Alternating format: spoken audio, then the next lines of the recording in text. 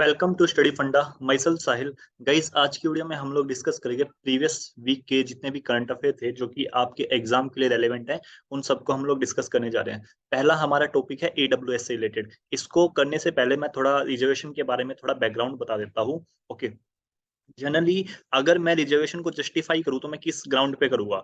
जो basically starting में ना हमारे कॉन्स्टिट्यूशन का आर्टिकल 46। अब ये आर्टिकल 46 क्या है? आर्टिकल 46 सबसे पहले तो है डीपीएसपी से रिलेटेड। क्या है? Directive principle of state policy. इसमें एक बात लिखी हुई है कि promotion of educational and economic interest of schedule caste, schedule tribe and other weaker section. Okay, other weaker section मतलब कि जो है स्टेट जो है कुछ ऐसे प्रोविजंस बना सकता है किनके लिए? Basically weaker section of society के लिए। किस चीज के लिए? कि उनके एजुकेशनल और इकोनॉमिक इंटरेस्ट को प्रमोट करने के लिए। Is that clear? और उनको किसी सोशल इनजस्टिस से बचाने के लिए। तो बेसिकली बोला ये गया था डीपीएसपी में स्टार्टिंग में कि अगर स्टेट चाहे ना तो जो वीकर सेक्शन ऑफ सोसाइटी है उनके लिए कुछ प्रोविजंस बना सकता है, यानी कि उनको इन शॉर्ट रिजर्वेशन दे सकता है। लेकिन ये डीपीएसपी था। डीपीएसपी आप लोगों को बताई है कि एक तरह से लीगली इन्फोर्सेबल नहीं होते। तो बेसिकली फिर क्या हुआ कि फर्स्ट कॉन्स्टिट्यूशनल अमेंडमेंट लेके आई गवर्नमेंट। ठीक है, फर्स्ट कॉन्स्टिट्यूशनल अमेंडमेंट एक्ट 1951। वो अमेंडमेंट ला के कॉन्स्टिट्यूशन में अमेंडमेंट करके उन्होंने एक आर्टिकल ऐड कर दिया जिसका नाम था आर्टिकल 15 क्लॉज 4। अब इसमें इन्होंने स्पेसिफिकली लिख दिया कि स्टेट जो है वो मतलब सोशली और एजुकेशनली बैकवर्ड क्लासेस की एडवांसमेंट के लिए प्रोविजंस बना सकती है। लेकिन स्टार्टिंग में ये सिर्फ शेड्यूल कास्ट और शेड्यूल ट्राइब से रिलेटेड था। ठीक है, बाद में इसको एक्सटेंड कर दिया गया अदर कास्ट के लिए भी। ठीक है, जिनको हम ओबीसीज बोलते हैं। नाउ क्वेश्चन कैसे बनेगा? क्वेश्चन ऐसे बनेगा, जब फर्स्ट कॉन्स्टिट्यूशनल अमेंडमेंट एक्ट आया उस टाइम पे इंडिया में पीएम कौन थे? ओके, पीएम कौन थे? नेहरू जी। ठीक है, नेहरू। ये आपका यूपीएससी सिविल सर्विस एग्जामिनेशन 2020 का क्वेश्चन है, प्रीवियस ईयर। नाउ अब उसके बाद क्या हुआ? उसके बाद 1953 में गवर्नमेंट ने फर्स्ट बैकवर्ड क्लासेस कमीशन बिठाई गई। वो बिठाई गई थी काका कालेलकर के अंडर। काका कालेलकर के अंडर। अब काका कालेलकर ने अपनी कमेटी की जो बेसिकली उन्होंने प्रॉपर स्टडी करके 1955 में एक रिपोर्ट सबमिट की जिसमें उन्होंने बोला कि देश में ना 2399 बैकवर्ड क्लासेस कास्ट है, जिसमें से ना 837 जो है ना मोस्ट बैकवर्ड है, मतलब कि वो सबसे ज्यादा बैकवर्ड है। ठीक है, और उन्होंने रिकमेंड किया था कि 70% रिजर्वेशन हमें देना चाहिए, 70% रिजर्वेशन। अब ये बात सुन के ना 1963 में सुप्रीम कोर्ट ने अपनी एक जजमेंट में बोल दिया कि भाई साहब रिजर्वेशन जो है ना 50% से ज्यादा दे ही नहीं सकते। अगर आपने 50% से ज्यादा रिजर्वेशन दे दिया ना तो उसको अनकॉन्स्टिट्यूशनल डिक्लेयर कर दिया जाएगा। ओके। फिर उसके बाद मोरारजी देसाई की गवर्नमेंट आई थी। तो उन्होंने 1979 में एक सेकंड बैकवर्ड क्लास कमीशन बिठाई गई। वो बिठाई गई थी बेसिकली बृहदेश्वरी प्रसाद मंडल के अंडर। ओके, जिसको बोलते हैं बीपी मंडल कमीशन। अब इन्होंने अपनी रिकमेंडेशन 1980s में दी और इन्होंने बोला कि बैकवर्ड क्लासेस जो है ना, अगर हम एससी और एसटी को मतलब एक्सक्लूड भी कर दे तो बैकवर्ड क्लासेस जो है ना वो 52% है इंडिया में। 52% बैकवर्ड क्लासेस है। तो इनको हमें 27% जो है ना वो रिजर्वेशन देना चाहिए। अब ध्यान करो, सुप्रीम कोर्ट ने क्या बोला था 1963 में कि जो रिजर्वेशन है ना वो 50% से ज्यादा नहीं हो सकता। और इस टाइम पे जब 1980s में उन्होंने अपनी रिपोर्ट को सबमिट किया था बीपी मंडल कमीशन ने, उन्होंने बोला था कि 52% रिजर्वेशन देना चाहिए। तो उस टाइम पे ना हम एससी को 15% रिजर्वेशन दे रहे थे, एसटी को 7.5। अगर आप 27 और इसको अगर प्लस करोगे तो ये ओवरऑल 50% से नीचे ही रहेगा, यानी कि हमने जो सुप्रीम कोर्ट की गाइडलाइंस थी हमने उसका भी उल्लंघन नहीं किया और रिजर्वेशन भी दे दिया। ठीक है। बाद में जब वीपी सिंह गवर्नमेंट आई ना तो वो वीपी सिंह गवर्नमेंट ने मंडल कमीशन की रिपोर्ट को एक तरह से इफेक्ट में लाना चाहा। और उसके बाद क्या हुआ? इन्होंने ना 10% रिजर्वेशन भी दे दिया था। किनको दिया था 10% रिजर्वेशन? ईडब्ल्यूएस सेक्शन को। ठीक है, जो अभी आप लोग देख रहे हो ना ईडब्ल्यूएस, जो ये 103rd अमेंडमेंट के थ्रू आया। एक्चुअली ये पहले भी आ चुका था, काफी पहले भी आ चुका था। ठीक है, लेकिन उस टाइम पे फिर इसको चैलेंज कर दिया गया। कहाँ पे चैलेंज किया गया? इंदिरा साने जजमेंट में। इंदिरा साने जजमेंट पे इसमें ये बोला गया सबसे पहली बात तो कि किसी को भी ना सिर्फ एक्नो मतलब सुप्रीम कोर्ट ने ये बोला था कि जो ब्रीच है 50% से ऊपर ज्यादा रिजर्वेशन दे नहीं सकते। तो इसीलिए जो 10% ईडब्ल्यूएस का रिजर्वेशन दिया था उस टाइम पे उसको नल एंड वॉइड डिक्लेयर कर दिया गया। क्योंकि आप लोग ध्यान से देखिए, ओबीसी का कितना हो गया? 27%। एससी का कितना हो गया? 15%। एसटी का कितना हो गया? 7.5%। इनको प्लस करेंगे तो 49.5 हो जाएगा। प्लस में उन्होंने अलग से ईडब्ल्यूएस का भी लेके आए थे। ठीक है, तो ये कितना हो जाएगा? 59.5, जो कि आपका 50% की जो लिमिट थी उससे ऊपर चला गया। ठीक है, तो सुप्रीम कोर्ट ने इंदिरा सानी जजमेंट में बोला था कि 50% से ज्यादा का रिजर्वेशन हो ही नहीं सकता। Are you getting it? तो ईडब्ल्यूएस को काट दिया गया। Is that clear? नाउ इसके बाद सुप्रीम कोर्ट ने यह भी बोला कि सिर्फ इकोनॉमिक क्राइटेरिया के बेसिस पे किसी को रिजर्वेशन नहीं दिया जा सकता। सिर्फ इकोनॉमिक क्राइटेरिया के बेसिस पे किसी को रिजर्वेशन नहीं दिया जा सकता। अभी जो केस है, अभी जो करंट में आ जाते हैं, बेसिकली जनहित अभियान versus union of India case 2022। इसमें क्या किया गया, इसमें इसी बात को चैलेंज किया गया कि इंदासा ने जजमेंट में ये बोला था कि किसी को भी सिर्फ इकोनॉमिक ग्राउंड पे जो है रिजर्वेशन नहीं दिया जा सकता, तो आपने ईडब्ल्यूएस में कैसे दे दिया। लेकिन सुप्रीम कोर्ट ने इसको अपहेल्ड किया है। सुप्रीम कोर्ट ने बोला है कि हमने जो बोला था ना कि 50% से ज्यादा रिजर्वेशन नहीं हो सकती, ठीक है, वो ओबीसी एससी और एसटी में नहीं हो सकती थी, लेकिन ये जो 10% रिजर्वेशन है ना, ये इनसे अलग है। ठीक है, ये जो है रिजर्वेशन इनसे अलग है। पहली बात तो ये बोली। दूसरी बात क्या बोली, दूसरी बात ये बोली कि बेसिक स्ट्रक्चर ऑफ कॉन्स्टिट्यूशन का कोई वायलेशन नहीं हुआ है। तो इन शॉर्ट टोटल 5 बेंचेस की जो जज थी, 3 ने तो इसके फेवर में बोल दिया, ईडब्ल्यूएस मतलब ईडब्ल्यूएस सही है, उसमें कोई दिक्कत नहीं है। 2 ने इसके अगेंस्ट में बोला। ठीक है, तो एज ऑफ नाउ आपको एग्जाम के लिए क्या याद रखना है कि ईडब्ल्यूएस कौन से अमेंडमेंट के थ्रू आया, 103। अब इसमें कौन कौन से बेसिकली आर्टिकल ऐड किए 103 के, उसके अंदर आके 15 क्लोज, सब क्लोज 6 एंड 16 सब क्लोज 6। इसमें बेसिकली 10% एक तो एजुकेशन में रिजर्वेशन दिया है 15 क्लोज 6 के अंडर, और 10% रिजर्वेशन आपको जॉब में दिया गया है।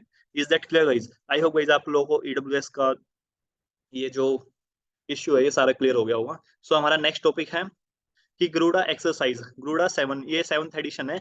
किस किस के बीच में, ये पहला क्वेश्चन ये बनेगा, ये हुई है इंडिया और फ्रांस के बीच में। कहाँ पे कंक्लूड हुई है, बेसिकली हो कहाँ पे रही है, जोधपुर में हो रही है। ओके, तो फर्स्ट टाइम हमारा जो लाइट कॉम्बैट एयरक्राफ्ट है तेजस, वो पार्टिसिपेट कर रहा है। ठीक है, और एक लाइट कॉम्बैट हेलीकॉप्टर प्रचंड, वो भी पार्टिसिपेट कर रहा है। फ्रांस की साइड से 4 राफेल फाइटर और A33 tanker transport aircraft participate कर रहा है। नाउ ये सब जानना जरूरी नहीं है, इंपॉर्टेंट क्या है वो समझिए। सबसे पहला तो क्वेश्चन यही आएगा कि गरुड़ा किस किस के बीच में होती है, इंडिया फ्रांस के बीच में हो गया। कौन सी एक्सरसाइज है, एयर एक्सरसाइज है, हो गया। फिर कहाँ पे होती है ये, मतलब कहाँ पे हुई है, जोधपुर में। ठीक है, कौन सा एडिशन है, 7th एडिशन है। फिर वो ना अगर मल्टीपल स्टेटमेंट क्वेश्चन पूछेगा ना, तो ये पूछ देंगे कि या ये इंडिया में ये पहली बार हो रही है, वो ऐसे स्टेटमेंट बना देंगे, तो गलत हो जाएगा। क्योंकि 7th एडिशन है, फर्स्ट एडिशन, थर्ड एडिशन और 5th एडिशन, यानी कि ओड नंबर वाले जितने भी एडिशन है ना, वो इंडिया में हुए हैं। ये बात याद रखना, 2003 में, 2006 में, 2014 में। ठीक है, ओके, ये इंडिया में हुए थे। और जो सेकंड एडिशन, फोर्थ एडिशन और 6th एडिशन 2005, 10 और 19 रिस्पेक्टिवली, यानी कि सेकंड एडिशन 2005 में हुआ, फोर्थ एडिशन 2010 में हुआ, 6th एडिशन 2019 में हुआ। ये आपके हो गए फ्रांस में। मतलब कि आई होप आप लोगों को इससे रिलेटेड कोई इश्यू नहीं होगा। नेक्स्ट, ये खेरसोन जो है, ये न्यूज में था, आप लोगों को इसकी लोकेशन पता होनी चाहिए। देखो ये था यूक्रेन और रशिया का जो विवाद चल रहा है उसके कॉन्टेक्स्ट में। ठीक है, दूसरी इंपॉर्टेंट चीज क्या है, आप लोग ना ये देख लीजिएगा प्लीज, कौन कौन सी जो कंट्रीज है वो यूक्रेन से बाउंड्री शेयर करते हैं। जैसे रशिया हो गया, बेलारूस हो गया, पोलैंड हो गया, स्लोवाकिया हो गया, हंगरी हो गया, ठीक है, रोमानिया होगा, मोल्डोवा हो गया। और यहाँ पे ना इम्पोर्टेंट जो है वो है ये ब्लैक सी। अब ब्लैक सी से जो सराउंडिंग कंट्रीज है वो कौन कौन सी है, वो है बीटी गुड, बीटी गुड। ठीक है, okay, B for Bulgaria, T for Turkey, G for Georgia, U for Ukraine, R for Romania, और एक और आ रही है आई थिंक, ये देख, आर फॉर रशिया। ठीक है, आर फॉर रशिया। क्लियर हो गया, कौन कौन सी है, बुल्गारिया, तुर्की, Georgia, Ukraine, Russia, Romania. I hope guys आप लोग क्लियर हो गया होगा। ब्लैक सी से ये कंट्री सिर्फ सराउंड करती है। ओके, नेक्स्ट, बेसिकली अभी रिसेंटली ना कावेरी साउथ सेंचुरी, तमिलनाडु ने अपनी 17th यानी कि 70वीं वाइल्ड लाइफ सेंचुरी को नोटिफाई किया है। ठीक है, ये क्वेश्चन ऐसे आएगा कि कावेरी साउथ सेंचुरी कहाँ पे है। 4 ऑप्शन दे देंगे, Kerala, Tamil Nadu, Karnataka, Maharashtra. Okay, so please remember the location, ये है आप लोग की तमिलनाडु में। और दूसरा क्वेश्चन ये है, अगर मतलब किसी को वाइल्ड लाइफ सेंचुरी को डिक्लेयर करना हो तो कौन से एक्ट के अंडर की जाती है, वो की जाती है आपकी वाइल्ड लाइफ प्रोटेक्शन एक्ट 1972 के under. Is that clear guys? So next question now, देखो आप लोगों ने सुना होगा यूके हो गया, यूएसए हो गया, वहां पे ना जनरली जो प्राइवेट स्पेस फर्म है वो काफी एक्टिव रहती है। ठीक है, लेकिन इंडिया में ना अभी जो एक प्राइवेट स्पेस फर्म है जिसका नाम है स्काई रूट एरोस्पेस, उन्होंने फर्स्ट प्राइवेटली बिल्ट रॉकेट को लॉन्च किया है। ठीक है, ओके, और ये विक्रम सीरीज का होगा। तो बस आप लोग को इतना ही याद रखना था कि कौन सी स्पेस फर्म ने फर्स्ट प्राइवेटली बिल्ट रॉकेट को लॉन्च किया है। Okay, Skyroot Aerospace, that's all.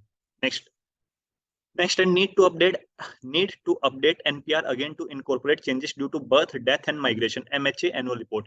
Basically जो हमारा नेशनल पॉपुलेशन रजिस्टर था ठीक है। उसमें ये बोला गया है कि यार इसको ना मतलब चेंज की जरूरत है, क्योंकि काफी सारे बच्चे मतलब बर्थ हुए हैं, डेथ हुई है, लोगों की माइग्रेट हुए इधर से उधर। ठीक है। तो अब एनपीआर होता क्या है, नेशनल पॉपुलेशन रजिस्टर। सबसे पहले तो ये समझिए, एनपीआर में बेसिकली ना यूजुअल रेसिडेंट का डाटा होता है, यूजुअल रेसिडेंट। अब रेसिडेंट क्या होता है? रेसिडेंट कोई भी ऐसा बंदा जो किसी एरिया में 6 महीने से रह रहा हो। ठीक है, या तो आप 6 महीने से रह रहे हैं, या आप 6 महीने रहने वाले हैं, यू इंटेंडेड टू स्टे। ठीक है, you intended to stay more than, मतलब आप ना 6 महीने और रहने वाले, समथिंग लाइक दैट। ठीक है। ओके। तो अब ऐसे दे देगा एनपीआर में, क्वेश्चन ऐसे बनेगा, इसमें ना सिर्फ इंडियंस का डाटा होता है, गलत हो जाएगा, क्योंकि भाई साहब रेसिडेंट तो फॉरनर भी हो सकते हैं ना। समझ रहे हो आप लोग? रेसिडेंट तो फॉरनर भी हो सकते हैं ना, कोई बंदा आके यहाँ पे 6 महीने तक रह रहा हो ना आपकी कॉलोनी में, और फॉरनर हो, तो भी वो वहां का यूजर रेसिडेंट कंसिडर किया जाएगा, और एनपीआर में उसका भी डाटा आएगा। Is that clear? और जो 6 महीने की कंडीशन है, ये सिटीजनशिप रूल्स 2003 में मेंशन थी। नाउ फर्स्ट टाइम एनपीआर को कब लेके आया गया था, मतलब कब अपडेट किया गया था? 2010 में। उसके बाद इसको अपडेट किया गया 2015 में। ओके। अब इसमें टोटल मतलब क्या क्या पूछा जाता है, वही date and place of birth of parents, last place of residence, तुम मतलब लास्ट कहाँ पे रहे थे, तुम्हारा PAN, Aadhaar, voting ID, voter ID, driving licence, mobile number, ऐसी ऐसी चीजें। कुछ चीजें वॉलेंट्री होती है, कुछ चीजें कंपलसरी होती है इसमें, इनमें से। ठीक है। ओके। बस क्वेश्चन यहीं से बन सकता है जनरली। अब ना स्टार्टिंग में जो 2010 वाला हुआ था ना, उसमें टोटल 15 पॉइंट थे। जो अब वाला है 2015 में हुआ था, उसमें 21 पॉइंट थे टोटल। ठीक है। और जो 2010 में हुआ था ना, उसमें ये जो date and place of birth of parents, last place of residence, ये सब मेंशन नहीं था। हमारा नेक्स्ट टॉपिक है basically national Florence Nightingale award 2021। ये जनरली जो नर्सिस होती है ना, उनकी सर्विसेज को रिकॉग्नाइज करने के लिए दिया जाता है, और इस साल किनको दिया गया? ये शशिकला पांडे एंड गंगा जोशी, जो कुमाऊं उत्तराखंड से। ओके। नाउ ये जो अवार्ड है नेशनल फ्लोरेंस नाइटिंगेल अवार्ड 2021, ये शुरुआत कब हुआ था? 1973 में इसकी शुरुआत हुई थी, और ministry of health and family welfare ने इसको शुरू किया था। Okay. Next, the falcon heavy launch the most powerful operation rocket in the world. आपको सिर्फ इतना याद रखना है, ये लॉन्च किसने किया है, दैट्स ऑल। ये लॉन्च किया है स्पेसएक्स कंपनी ने, जो कि आपकी इलोन मस्क की, आप लोगों को मालूम होगा। ठीक है। नेक्स्ट, अभी रिसेंटली जो ऋतुराज अवस्थी, ये कौन है? ये retired high court chief justice है। इनको लॉ कमीशन का चेयरपर्सन अपॉइंट किया है। लॉ कमीशन जो है ना, लॉ कमीशन अपनी रिपोर्ट देती रहती है। लॉ कमीशन का चेयरपर्सन कौन है? ऋतुराज अवस्थी। नेक्स्ट, नेक्स्ट है what is the mangrove alliance for climate which India joined at COP 27। Okay, recently India ने एक अलायंस को ज्वाइन किया है, जिसका नाम है mangrove alliance for climate. Mangrove alliance for climate, ये जनरली, पहले तो आप लोगों को मालूम होगा, यूएनएफसीसी की जो है 27th कोप, कोप क्या होती है? Conference of parties. ठीक है। मतलब कि यूएनएफसीसी से रिलेटेड जितनी पार्टी सिग्नेटरी है वो सारी यहाँ पे मिलेगी, और आपस में डिस्कस करेगी। ठीक है। क्लाइमेट चेंज से रिलेटेड है यूएनएफसीसी। ओके। तो COP 27 कहाँ पे हो रही है? सबसे पहला तो यही क्वेश्चन बन जाएगा, इजिप्ट में हो रही है, शर्म अल शेख में। ओके। अब ये mangrove alliance for climate India ने ज्वाइन कर लिया है। इसमें ये बताएगा बेसिकली जो मैंग्रोव्स है उनकी क्या इंपॉर्टेंस है। मैंग्रोव्स आप लोगों को मालूम ही होगा, जो कोस्टल एरियाज होते हैं ना, उनके जो किनारे पे होते हैं, जैसे सुंदरबन मैंग्रोव सबसे बड़ा मैंग्रोव है नहीं? ओके। तो 5 कंट्रीज ने इसको ज्वाइन किया है, इंडिया से अलग 4 हो रहा है, ऑस्ट्रेलिया, जापान, स्पेन और Sri Lanka, as of November November 2022। Okay. हो सकता है फ्यूचर में और भी ज्वाइन कर ले, लेकिन अब के लिए इतना याद रखना है। अब मेरा आप लोगों से क्वेश्चन है, आप लोग कमेंट करके बताइएगा, मैक्सिमम मैंग्रोव कवर कहाँ पे है? ओके। और नेक्स्ट है, अभी COP 27 में एक और लाइक अलायंस लॉन्च हुआ है, जिसका नाम है इंटरनेशनल। आईआर का मतलब ना इंटरनेशनल है, मेरी ये शॉर्ट टर्म है। ओके। आप, आई होप आप लोगों को याद आ जाएगा। IR means international. Okay. International draught resilience alliance, ये 2022 में COP 27 में ही लॉन्च हुआ है।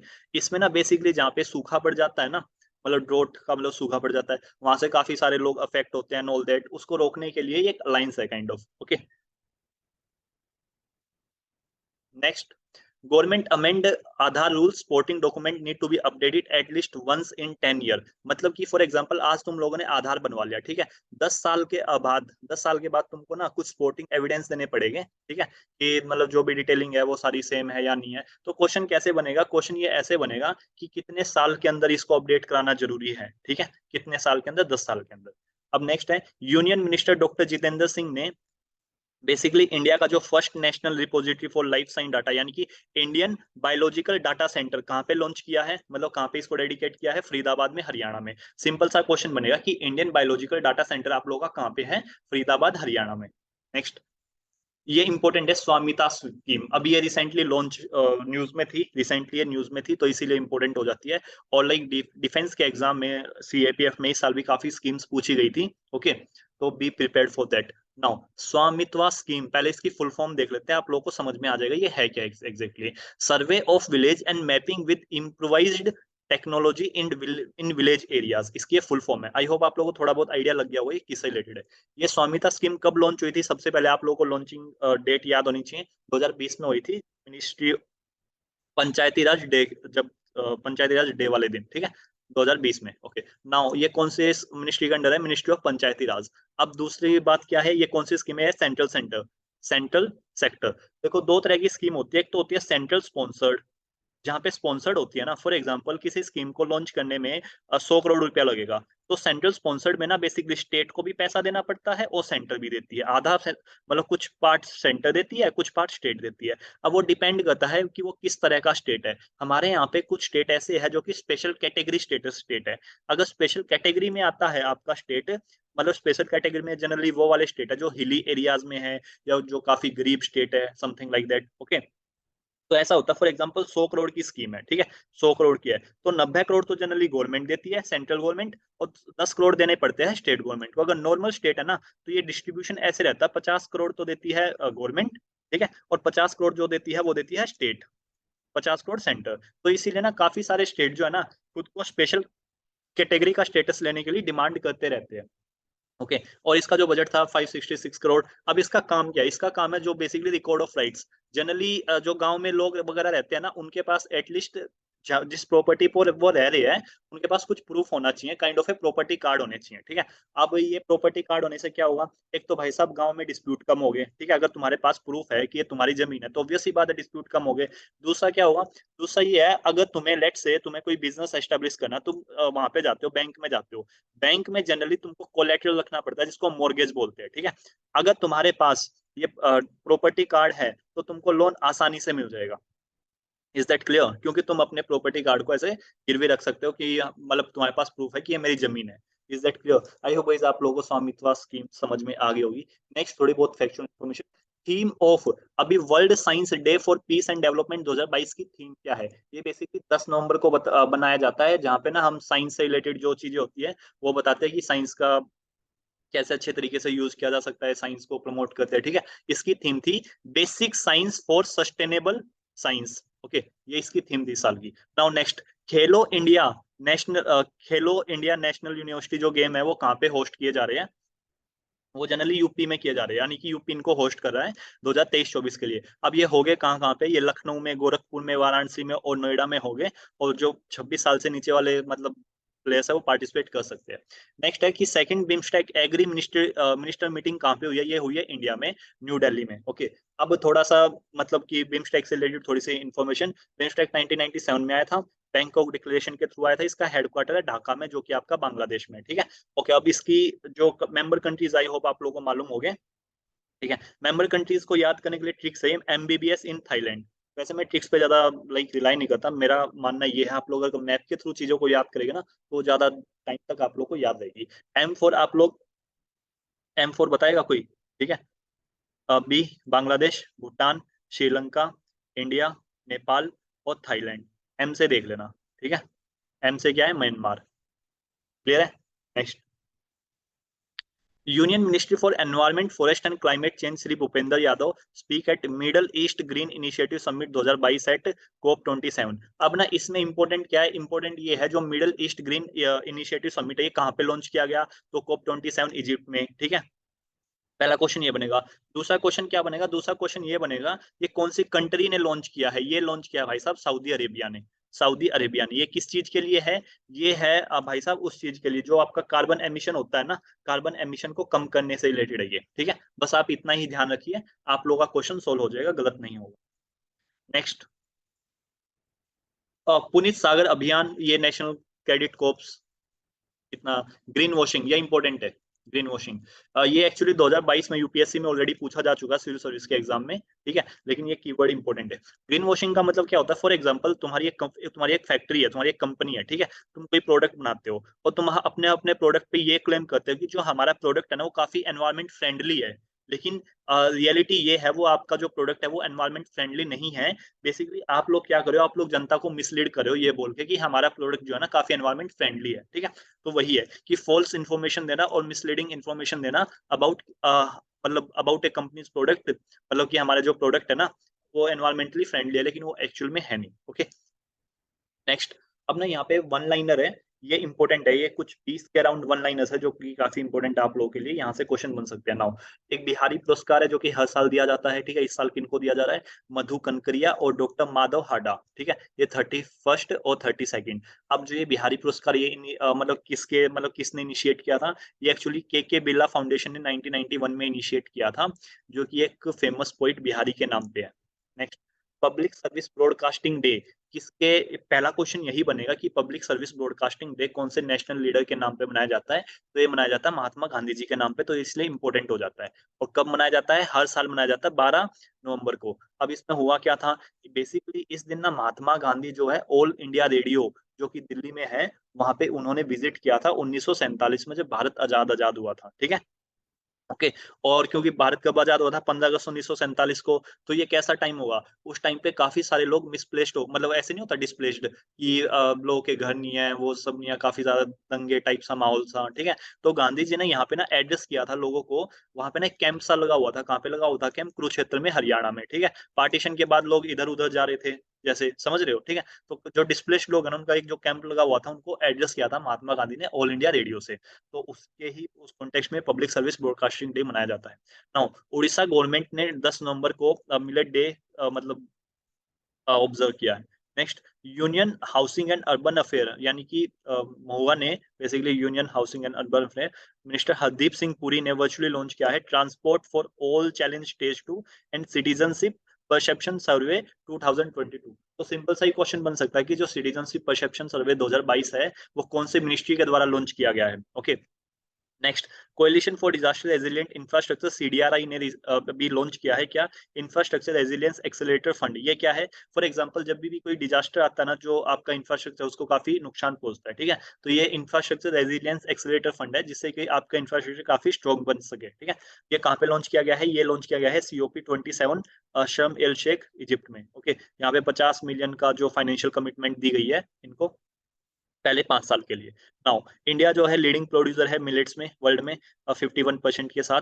नाउ अब इसमें इंपॉर्टेंट क्या है? इंपॉर्टेंट ये है, इंडिया ने 2018 में बेसिकली प्रपोज किया था कि 2023 को ना इंटरनेशनल ईयर ऑफ मिलेट्स के उसमें सेलिब्रेट किया जाए। तो क्वेश्चन ऐसे आ सकता है कि which of the following year is celebrated, which of the following year is a international year of for millets, ठीक है। ऐसे क्वेश्चन बना सकते हैं वो। तो क्या आएगा आंसर? 2023। और मिलेट्स काइंड ऑफ जैसे रागी ज्वार बाजरे इंपॉर्टेंट मिलेट्स है। ओके। अभी जो क्यूएस एशिया यूनिवर्सिटी रैंकिंग है, ये बेसिकली अभी जो इंडिया की साइड से आईआईटी बॉम्बे ने टॉप किया इंडिया की साइड से। ओवरऑल अगर वर्ल्ड में देखोगे तो पहली जो हो गई है, जो टॉप किया है पहला, वो किया है चाइना की एक यूनिवर्सिटी ने। ओके, और आईआईटी बॉम्बे आई है 14th उस पे। इंडिया की टोटल यूनिवर्सिटी 118 में से बॉम्बे मतलब सिर्फ बॉम्बे आई है, ठीक है। और ये 11 इंडिकेटर पे मतलब रैंकिंग देते हैं। इंडिकेटर होते हैं ना कि भाई साहब तुम्हारे यहाँ पे अकेडमिक्स कैसे है, इंफ्रास्ट्रक्चर कैसा है, या फिर जो साइंस के वो होते हैं वो कैसे है। तो ये सारे इंडिकेटर्स है, आपको याद रखने की जरूरत नहीं है, बस इतना याद रखना कि क्यूएस यूनिवर्सिटी रैंकिंग में जो ओवरऑल वर्ल्ड में जो टॉप की है वो चाइना की कोई यूनिवर्सिटी है, और इंडिया की साइड से आईआईटी बॉम्बे है।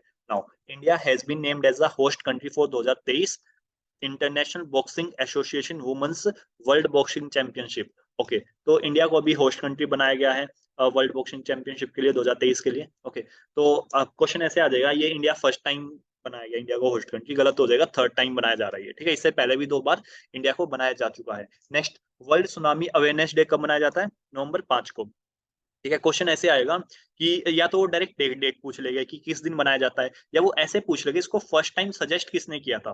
फर्स्ट टाइम किसने सजेस्ट किया था? बेसिकली जापान ने किया था सजेस्ट। ओके, और फिर जो यूनाइटेड नेशन जनरल असेंबली है उन्होंने 5 नवंबर को वर्ल्ड सुनामी अवेयरनेस डे मनाना स्टार्ट कर दिया। नेक्स्ट, वर्ल्ड मीटरोलॉजिकल ऑर्गेनाइजेशन ने रिलीज किया है executive action plan of early warning for all, ठीक है। मतलब COP27 में ये प्रोग्राम लॉन्च किया गया, आप इसको पढ़ लेना। नेक्स्ट, मिडल ग्रीन इनिशिएटिव अभी हम लोग कर चुके हैं, अभी अभी रिसेंटली किया था हम लोगों ने, ठीक है। तो ये कौन सी कंट्री ने लॉन्च किया? सऊदी अरेबिया में, सऊदी अरेबिया ने लॉन्च किया है COP27 UNFCCC की जो अभी चल रही है ना मीटिंग COP27 इजिप्ट में।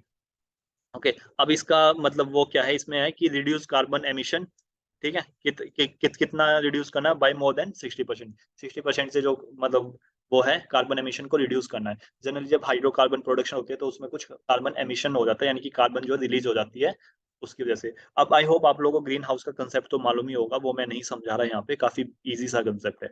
नेक्स्ट ऐसे क्वेश्चन आएगा नेक्स्ट वाला कि पीएम गति शक्ति मल्टी मॉडल वाटरवेज जो समिट है वो कहाँ पे हुई, या होस्ट सिटी कौन है।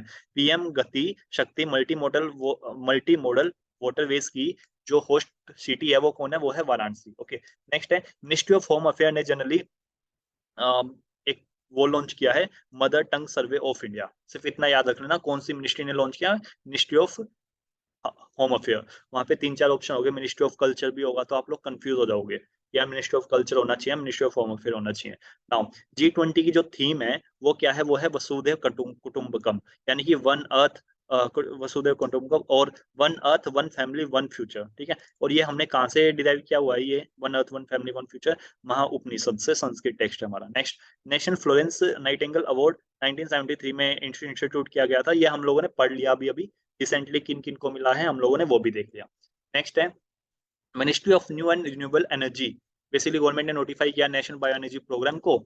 ओके इसमें क्वेश्चन कैसे आएगा, या तो मिनिस्ट्री पूछ सकते हैं डायरेक्ट, या पूछ सकते हैं कि कौन से फाइनेंशियल ईयर के लिए है, तो ये 2021-22 से लेके 2025-26 तक है। ओके अब ये जो ईडब्ल्यू रिजर्वेशन है ये हम लोग अभी डिटेल में डिस्कस कर चुके हैं। अभी ना 2-3 केसेस हो रहा है, प्लीज वो याद रख लेना, क्योंकि हर साल ना सीएपीएफ में 1-2 केसेस पूछ लेते हैं, ठीक है।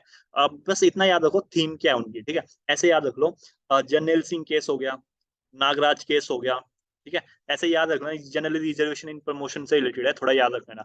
और रिजर्वेशन इन प्रमोशन का आर्टिकल कौन सा, आर्टिकल 16 क्लोज 4A, ठीक है, आर्टिकल 16 क्लोज 4A कौन से अमेंडमेंट के थ्रू ऐड हुआ था, 77 कॉन्स्टिट्यूशनल अमेंडमेंट एक्ट 1995। क्लियर है। ओके रिजर्वेशन में यही क्वेश्चन बन सकता है कि पहली बैकवर्ड क्लासेस कमीशन कब आई, दूसरी कब आई, इंदिरा सानी जजमेंट किससे रिलेटेड है, बीपी मंडल कमीशन किसके टाइम पे आई, ठीक है।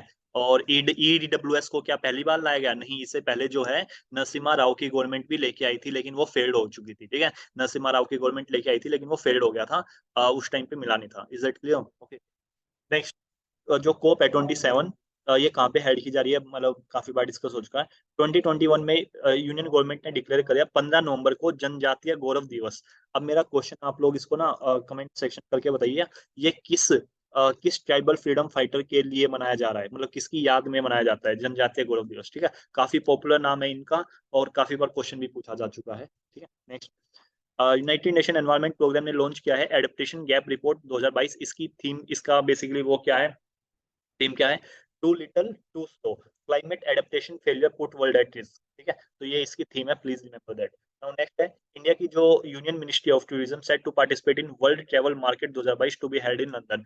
लंदन में जो basically world travel market 2022 part होने जा रही है, वहां पे जो मिनिस्ट्री ऑफ टूरिज्म है वो पार्टिसिपेट करेगी। That's all. Okay so guys that's all for today. मिलते हैं हमारे नेक्स्ट लेक्चर में। आई होप आप लोगों को लेक्चर पसंद आया होगा। अगर आप लोगों को कोई डाउट होते हो नीचे कमेंट कर सकते हैं, और प्लीज लाइक सब्सक्राइब करना ना भूले। थैंक यू, जय हिंद।